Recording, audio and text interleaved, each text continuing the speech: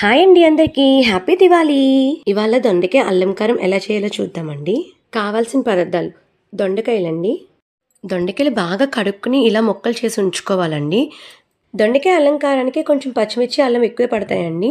పచ్చిమిర్చి, అల్లం, కరివేపాకు, తగినంత ఉప్పు, పసుపు, ఆవాలు, జీలకర్ర. ముందుగా మిక్సీ జార్ తీసుకుని అల్లం పచ్చిమిర్చి ఆడుకుని ఉంచుకోవాలండి. మరీ ఫైన్ పేస్ట్ లాక్కర్లేదు, కొంచెం చక్కా ముక్కగా ఆడుకుంటే సరిపోద్ది. చూడండి పేస్ట్ అనేది ఎలా వచ్చిందో. తర్వాత స్టవ్ ఆన్ చేసుకుని కుక్కర్ పెట్టుకుని ఆ కుక్కర్లో కొంచెం ఆయిల్ వేసాక ఆయిల్ హీట్ ఎక్కాక జీలకర్ర, ఆవాలు, కరివేపాకు వేసుకుని వేపుకోవాలండి. తర్వాత మిక్సీలో ఆడుకున్న అల్లం పచ్చిమిర్చి పేస్ట్ కూడా వేసి వేపుకోవాలండి. తర్వాత కట్ చేసి ఉంచుకున్న దొండకాయ ముక్కలు కూడా వేసేసుకోండి. బాగా కలపండి. తర్వాత కొంచెం వాటర్ వేయాలండి. ముక్కలు మునిగేంత వరకు వాటర్ వేయాల్సిన అవసరం లేదు, కొంచెం వేస్తే సరిపోద్ది. తగినంత ఉప్పు కూడా వేసుకోండి. కొంచెం పసుపు కూడా వేసుకోవాలండి. వేసినవన్నీ బాగా కలపండి. కుక్కర్ మూత పెట్టేసి 3 to 4 విజిల్స్ రానివ్వండి. అంతే, అయిపోయింది. చాలా ఫాస్ట్గా అయిపోద్ది, అంతే రుచిగా ఉంటుందండి. ఒకసారి ట్రై చేసి చూడండి. కుక్కర్ మూత తీసాక మీకు కనుక వాటర్ ఎక్కువైనట్టు అనిపిస్తే ఒకసారి పొయ్యి మీద ఉంచి మగ్గించండి.